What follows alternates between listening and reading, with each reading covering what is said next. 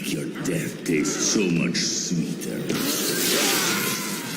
Omega Red, a serial killer turned supervillain who could become a regular soon. The X-Men and Wolverine in specific have faced multiple mutant villains in the last few decades, but only a few have squared up to them as brutally as the villain that we are going to explore today. What you're about to see was an attempt to create a super soldier like Captain America by the Soviets, but it turned out to be evil and something that even its creators could not control, resulting in the birth of a formidable mutant called Omega Red. Omega Red debuted in 1992 in X-Men issue number 2 and is a relatively new persona, especially in comparison to some of Marvel's more classic X-Men villains. However, he's been frequently affiliated with the mutant team since 2009, making numerous appearances as an insanely powerful antagonist. This mutant is not only powerful, but also has a deep dark history which when traced revealed exactly how bloodthirsty Omega Red really was. Let's get right to it. Before we get into our explanation, we have a very small request. If you like our content, please support us by subscribing to our channel. This is a small click for you, but for us it means a lot. Thank you. Let's begin.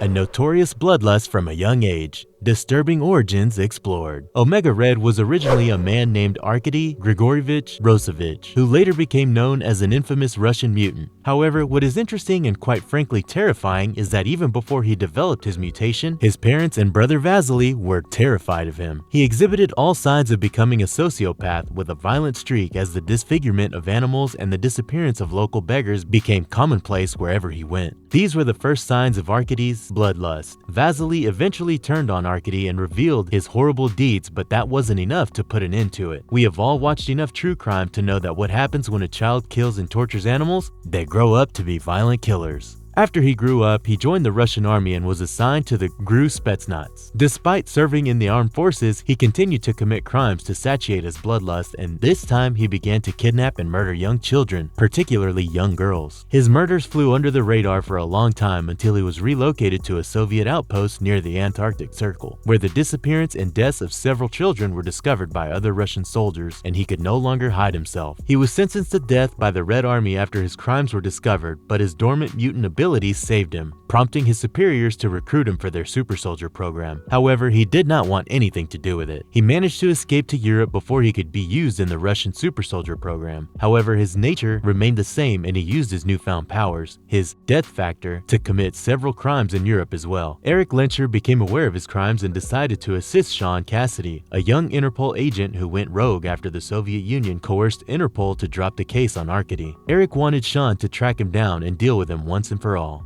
Arkady also wanted Sean Cassidy to destroy him before the Russian army could retrieve him so that he would not have to face consequences at the hands of the Soviets or be forced to the super soldier program. Despite his initial reluctance, Cassidy was compelled to act when Arkady used his death factor on Cassidy's partner, Inspector Margaret Deveray, killing her. After that, Cassidy began firing on the mutant serial killer. However, even though Arkady braved the attack, Cassidy arrested him and handed him over to the officials. Arkady then ended up in the hands of a special interest group, which was of course the KGB. Unbeknownst to the detective who had caught him, who assumed he'd been sentenced to prison, Arkady's active participation in the Russian soldier program began to this point, and now he had nowhere to run. The outcome of these unethical and excruciating experiments was the enhanced mutant Omega Red. Comic book characters often have different backstories with variations and changes, and Omega Red also has one that is far more sensational than the one I just told you. Arkady was a Soviet soldier stationed in a modest Siberian town in yet another rendition of Omega Red's past. He was a serial murderer, and because of the town's small size and severely restricted range of possible victims, his crimes were easily discovered. So clearly he wasn't a very good one, and if Ted Bundy was told about this fellow, he would be rolling in his grave. His fellow soldiers quickly apprehended him and executed him with a gunshot to the back of the head. However, miraculously, Arkady managed to survive the execution that took place at point-blank range. His superiors were astounded by what had transpired and recommend him for the aforementioned Soviet super soldier project, which is a brutal process. In fact, it is suggested that Arkady only survived the brutal experiment because of his violent and disgusting nature. He then joined Soviet intelligence and the KGB as an operative. Omega Red's arms were then implanted with retractable carbonadium tentacles by the Soviet government, and the villain we know was born. First comic book appearance explored. His first comic book appearance was all the way back in 1992 in X-Men #4. The story begins in a top-secret South Pacific facility where Omega Red's body was being held in stasis. When the sleeping figure awakens, the men in protective suits who surrounded him closely monitor his movements.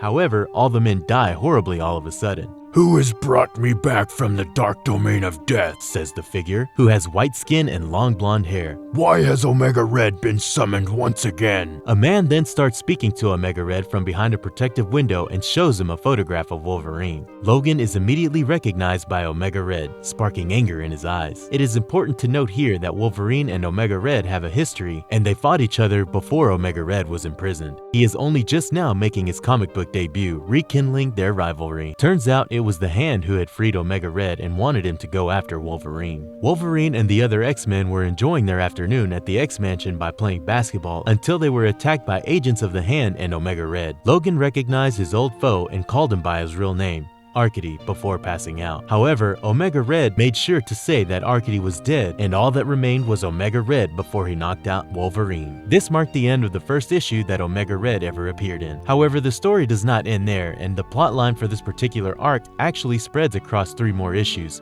Number 5, number 6, and number 7. So sit tight because the story gets even more convoluted. Wolverine was then taken to a top-secret Berlin facility where he was made to battle Omega Red for over 17 hours. Dr. Abraham Cornelius, Matsu Tersayaba, and the Fenris twins kept an eye on the fight to see how long Omega Red could last. Wolverine was finally knocked unconscious by his nemesis' vicious attacks after being weakened by this battle with Omega Red and, more importantly, his trademark death spores. Wolverine was then examined by the Ferris twins, Matsuo, Omega Red, and Dr. Cornelius. Cornelius attempted several memory reversals in order to locate the carbonadium synthesizer, which was the only thing that could keep Omega Red's powers in check. It turned out that the Ferris twins planned to use Omega Red once his condition had stabilized in hopes of gaining dominance in the upstarts and obtain immortality. Wolverine woke up from the drugs Cornelius had given him, but he was still subdued and was taunted by Omega Red. Maverick was also present and unnoticed by both men. He turned off the lights. When the lights turned back on, Wolverine was able to break free and kill the guards. Knowing he wouldn't be able to defeat Omega Red in his current state, Wolverine taunted him before fleeing with the help of Maverick, who took him to the German embassy to recover comfortably in a safe place. Wolverine was also being tracked by the X-Men Blue Team at the same time. However, Cyclops, Jubilee, and Beast were captured by Omega Red when they showed up at the complex where Wolverine was previously being held captive. The other half of the Blue Team, which constituted of Rogue, Gambit, and Psylocke, went up against the Fenris twins in Berlin. Matsuo appeared out of nowhere and said prompted Psylocke to attack her teammates, which was a result of a post-hypnotic suggestion that he had managed to place in her mind earlier. Wolverine awoke due to Psylocke's behavior thanks to the Psylink they shared and found a familiar face on one of Maverick's surveillance computers, Sabretooth. Using the Psylink between Logan and Betsy, Matsuo and the Fenris twins hired the nasty Mutant to track down Logan and retrieve the C synthesizer. Psylocke and Sabretooth both tracked down Maverick and Wolverine and apprehended them. The only way to stabilize Omega Red's condition was to find the location of the C synthesizer, as they were still unable to replicate Wolverine's healing factor. Because Wolverine was the only one who knew where it was, Matsuo and Cornelius tortured him once more, forcing him to recall his last mission in Berlin. Despite Cornelius's apprehensions about continuing the memory extraction because it would destroy Logan, Matsuo persuaded him to do so. As a result, Logan began to recall details from the previous mission, which assisted Matsuo in locating the C synthesizer. Cornelius was then ordered to kill Logan by Matsuo, but Psylocke intervened and disclosed it was all a charade. Wolverine's near-death experience actually liberated her from Matsuo's control, and Sabretooth had been under her command all along. She was just waiting to find out where the C synthesizer was. At the same time, Maverick got loose from the Hand's control and joined forces with the mind-controlled Sabretooth to save the X-Men. Psylocke vanquished one of the Fenris twins and held her own against Omega Red until Matsuo struck her in the back, releasing Sabretooth and causing him to attack Maverick. Thankfully, Maverick had enough time to free Beast, who was able to take out Sabretooth and free the other X-Men, who easily beat Creed. Wolverine eventually broke free and attacked Omega Red, enraged by everything that had happened to him. The Fenris twins were prevented with the help of the X-Men, but Omega Red, Sabretooth, and Matsuo managed to flee. After Matsuo discovered that Logan had hidden the C synthesizer in Janice's coffin, the Hand and Matsuo went to a cemetery in Berlin to retrieve it. However, Wolverine was hidden in there when Matsuo opened it, and he severed Matsuo's left hand. Logan was confronted by Cornelius after defeating Matsuo's army, who was then shot in the head by Maverick while Matsuo managed to flee. Maverick was then given the C synthesizer by Logan. Omega Red later battled the Soul Skinner in Siberia and fell under his mental control. He was then used by the Soul Skinner to fight Wolverine and the X-Men. Omega Red kidnapped Wolverine and Jubilee, but they managed to flee after the Soul Skinner was killed.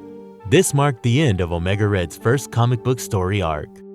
1 mutant or 100, they shall all bow before the great Soviet Empire. Omega Red in X-Men, the animated series. He featured in an interesting story arc called Red Dawn. As the name suggests, it's a Red Dawn indeed, with Omega Red brought back from cryogenic status by soldiers so that he can restore the Soviet Union to its old glory. We watch as the Weapon X program is activated in the Komutsky Valley, and when raised to its full power, Omega Red emerges with glowing red eyes and snake-like tentacles, poised to take over the world. Russian generals hoped that this villain would help them untie all the Soviet countries once again and bring them under one rule, forming the Soviet Union once again. However, the Russian generals were unable to control him once, and it is no different this time around as the power goes to his head and he decides that he will restore the Soviet Union, but under his iron hand. In the meanwhile, Colossus, a mutant living in one of the recently freed countries of the erstwhile Soviet Union, runs into a mutant called Jubilee and explains to her that he is seeking the X-Men's immediate help because his family has been forced out of their farm by Omega Red soldiers, and he fears that their newly gained freedom would be forcibly taken away by the villainous mutant, Omega Red. Upon hearing this, Jubilee immediately departs with Colossus, leaving a note for the remaining members of the team who are not present at the mansion. When Jubilee and Colossus arrive in Russia, they discover the country's capital in ruins, and Colossus fears for his family's safety. All the Russian and newly freed leaders all over the newly formed countries were being threatened by Omega Red to concede and step down from power, and when they resisted,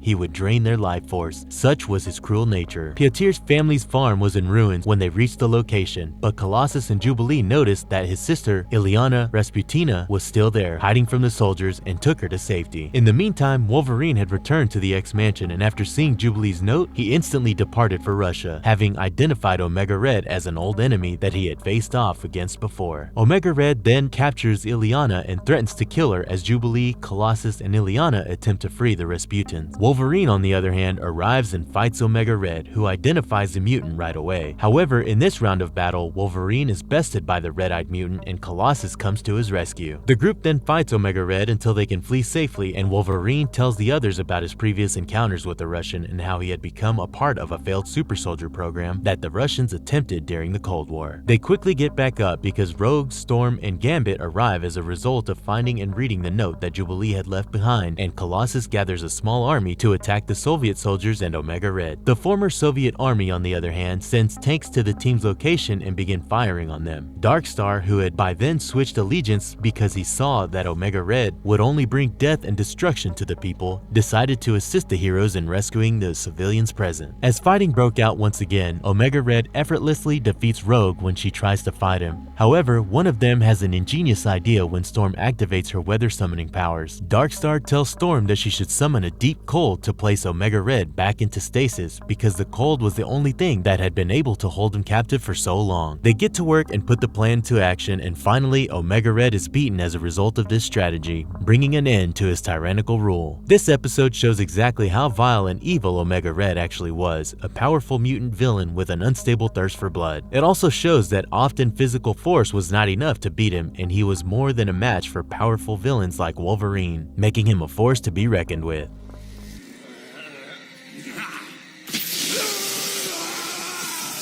What makes him so powerful? Omega Red is a genetically improved mutant, which means he possesses basic abilities that have been enhanced through gruesome experiments. Interestingly, the concepts of the cycle of life and death are at the heart of his early abilities. Omega Red's body can emit lethal pheromones as known as death spores. Anyone in his vicinity becomes weak or ends up dead as a result of these spores. The magnitude of the effect is determined by the victim's stamina, health, and closeness. Normal humans can be killed or rendered unconscious in seconds, whereas a being with extremely rapid rapid healing abilities and physical stamina can withstand exposure for minutes or hours. Arcady's spores have the potential to blanket the entire planet if he can get to a high enough orbital altitude first. His body has progressed since then, giving him enhanced abilities such as resilience and sensory perception. The tentacles transplanted in him are used to target his enemies, but they also mean that in order to stay alive, he must continuously drain the life force of others. As a result, Omega Red has the ability, or quite frankly, the need to deplete the life force of other humans in order to maintain his own. He accomplishes this by entangling his victims in his tentacles and using them as a channel for his death factor. He, like many other mutants, possesses a superhuman healing factor that has enabled him to overcome nearly impossible odds. He also has superhuman strength, agility, reflexes, stamina, and durability that adds to his unique superpowers. Omega Red is also a skilled hand-to-hand fighter and military strategist, having defeated Iron Man, Cable, and Wolverine. Both the Soviet government and various organizations in the Japanese underworld trained him in different forms of armed and unarmed combat. He is an incredibly intelligent man who has quickly advanced in the administration of criminal organizations. Very few villains have come as close to killing Wolverine as Omega Red has. His menacingly striking appearance paired with the insane powers and combat skills make him one of the most iconic X-Men villains in the recent past. He definitely deserves far more recognition that he currently gets. Do you think Omega Red can one day take down Wolverine? Let us know in the comment section below.